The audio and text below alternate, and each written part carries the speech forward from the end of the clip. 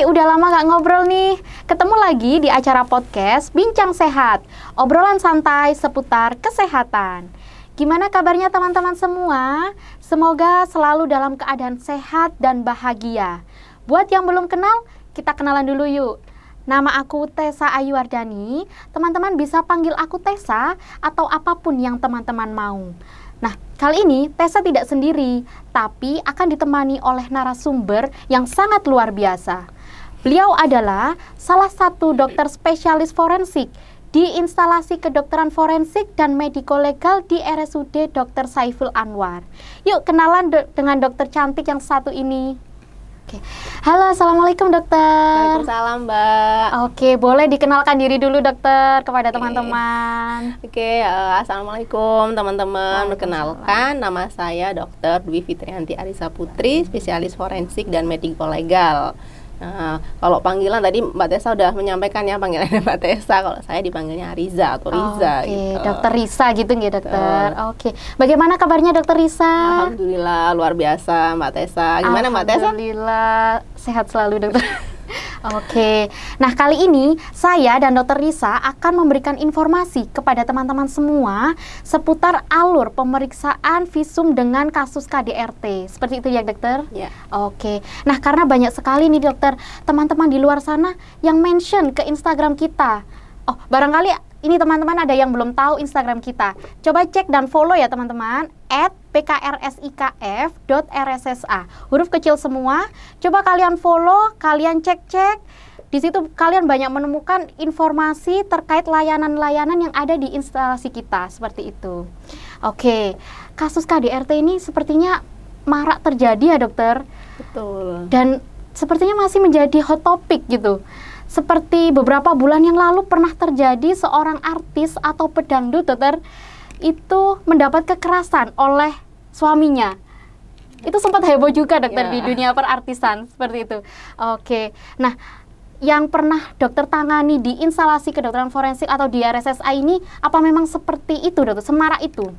Oke, jadi untuk kasus KDRT, pemeriksaan visum yang kita tangani dari bulan Januari sampai dengan Agustus 2023 ini Mbak Tessa, kita ada total 20 kasus. Seperti itu. Tapi lumayan banyak juga ya dokter. Itu yang kita tangani ya, yang dilakukan pemeriksaan visum. Tapi sebenarnya kalau yang terjadi di masyarakat ya, itu jauh lebih banyak lagi ya, karena KDRT ini masuk di fenomena gunung es, artinya yang dilaporkan, yang mendapatkan pemeriksaan itu lebih sedikit daripada yang sebenarnya banyak terjadi. Oke. Tapi lumayan banyak juga dokter, 20 kasus ya dokter. Oke. Kalau boleh tahu di kebanyakan kasus yang dokter tangani itu kebanyakan di rentan usia berapa ya dokter? Ya, untuk 20 kasus itu untuk rentan usianya antara 20 sampai dengan 40 tahun Mbak Tessa, dan kebetulan korbannya yang kita lakukan pemeriksaan itu perempuan semuanya. Oke, perempuan. Ya. Apa ada faktor-faktor tertentu ya dokter yang bisa menimbulkan terjadinya KDRT itu sendiri? Terlepas dari itu perempuan atau laki-laki, seperti itu ya dokter? Jadi memang KDRT ini tidak hanya terjadi dengan korban perempuan ya, korban laki-laki pun mungkin bisa terjadi. Memang ada beberapa faktor ya yang menyebabkan kasus KDRT ini terjadi. Kita mungkin bisa dibagi ya, ada faktor individu, faktor hubungan, sama faktor komunitas sosial. Gitu. Bisa disebutkan dokter individu itu dari apa? Ya, saya jelaskan sedikit ya. Jadi untuk faktor individu itu salah satunya adalah usia ya, usia yang masih muda, jadi mungkin belum dewasa ya, seperti itu. Kemudian ada tingkat pendidikan yang rendah, kemudian dari mungkin ada trauma kekerasan di masa lalu, itu juga bisa gitu. Terus penggunaan alkohol atau obat-obatan terlarang, narkoba gitu ya. Kemudian ada juga karena ada riwayat KDRT dengan pernikahan sebelumnya. Oh, itu bisa jadi faktor juga ya dokter ya. Terus ada pemahaman yang salah di faktor dari korban itu. Misalnya korbannya dari seorang istri, dia mempunyai pemahaman yang salah. Misalnya, oh enggak apa-apa, saya dipukuli sama suami saya, bentuk bakti gitu ya, padahal juga tidak seperti itu. Gitu. Kemudian untuk faktor yang lain ada faktor hubungan, Mbak. Jadi faktor hubungan ini biasanya ada konflik hubungan misalnya antara suami istri gitu. Dan memang ada konflik di sana. Terus ada juga karena ketidakpuasan terhadap pasangan atau terhadap orang yang ada di dalam satu ruang lingkup rumah tangga tersebut gitu. Terus sering lagi juga karena ada stres ekonomi. Jadi memang ada masalah ekonomi yang berujung pada terjadinya kekerasan dalam rumah tangga gitu. Terus ada juga karena bisa terjadi adanya kesenjangan pendidikan antara pasangan juga bisa menimbulkan gitu KDRT. Kemudian untuk faktor komunitas ya, dari komunitas sosial biasanya ada pemahaman yang salah di masyarakat tentang bahwa hubungan suami istri atau dalam rumah tangga itu wajar ada pertengkaran gitu, padahal ya memang wajar tapi tanpa ada kekerasan gitu ya. Jadi seperti itu. Terus ada rendahnya status dari misalnya dominasi pria gitu ya. Jadi ada yang pokoknya seorang laki-laki kepala keluarga berhak melakukan apapun gitu kepada semua anggota keluarga. Seperti itu tuh ada pemahaman-pemahaman yang salah seperti itu. Terus bisa juga karena itu tadi faktor ekonomi ya, kemiskinan ada dalam satu lingkup seperti itu mungkin yang bisa menimbulkan terjadinya KDRT. Jadi seperti itu ya dokter, banyak faktor-faktornya teman-teman, bisa dari individu itu sendiri didukung lagi oleh lingkungan atau sosial. Betul. Mungkin seperti itu ya dokter. Nah kita kembali lagi ke pertanyaan sebelumnya yang sudah diajukan teman-teman dokter. Bagaimana sih alur pemeriksaan visum dengan kasus KDRT? Apakah mereka itu langsung ke rumah sakit ataukah mereka harus lapor terlebih dahulu ke polisi terdekat seperti itu dokter? Ya betul. Jadi untuk alur banyak memang korban-korban ini takut bisa karena takut lapor atau bingung gitu ya, ini lapornya gimana. Nah untuk alur sendiri memang kita harus mengikuti aturan ya alurnya. Untuk alur pada kasus kekerasan dalam rumah tangga ini, korban harus melakukan laporan dulu kepada pihak berwajib gitu ya, pelapor dulu ke kepolisian, lalu nanti pihak kepolisian akan mengeluarkan surat perintah untuk dilakukan pemeriksaan visum atau kita sebut sebagai SPVR ya. Kemudian ketika sudah keluar SPVR, dari korban akan diantar oleh penyidik ke rumah sakit untuk dilakukan pemeriksaan seperti itu. Saya tegaskan lagi ya dokter, barangkali teman-teman juga kurang mengerti tadi. Nah, jadi jika terjadi kekerasan dalam rumah tangga itu korban boleh langsung melapor ke kepolisian terdekat seperti itu ya dokter.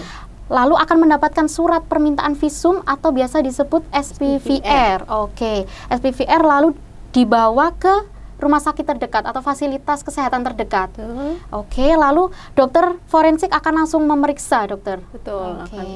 Nah itu pemeriksaan apa saja dokter yang mungkin bisa diperiksa dengan kasus KDRT ini? Untuk kasus KDRT ini kita lakukan pemeriksaan wawancara dulu ya, kita analisa dulu wawancara. Jadi harus ada kerjasama ya, jadi semua dari korban ini semuanya harus disampaikan kepada dokter yang memeriksa agar lebih transparan, lebih terperiksa semua lah ya ibaratnya ya. Jadi kita lakukan wawancara, kemudian kita lakukan pemeriksaan fisik dengan pemeriksaan fotografi forensik ya, kita foto-foto semua luka-luka yang ada pada tubuh dari korban. Kemudian kalau memang kita perlu melakukan pemeriksaan tambahan, mungkin kasusnya parah gitu ya, matanya saya luka-lukanya parah, mungkin ada perkiraan ada patah tulang di sana, mungkin kita bisa melakukan pemeriksaan tambahan, kita lakukan pemeriksaan radiologi. Saya ingin mengajukan satu pertanyaan dokter, boleh? Mungkin teman-teman juga pada kepo nih dokter yang di rumah.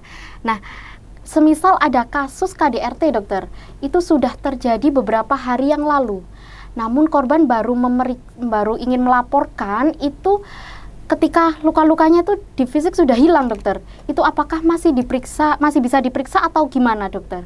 Baik, itu memang banyak juga ya beberapa kali terjadi. Jadi kalau kita ngomong luka itu, ketika kita berbicara tentang luka memang ada usia luka. Jadi memang sebaiknya ketika kekerasan itu terjadi langsung saat itu juga dilakukan pemeriksaan, itu paling bagus. Jadi masih kelihatan jelas lukanya.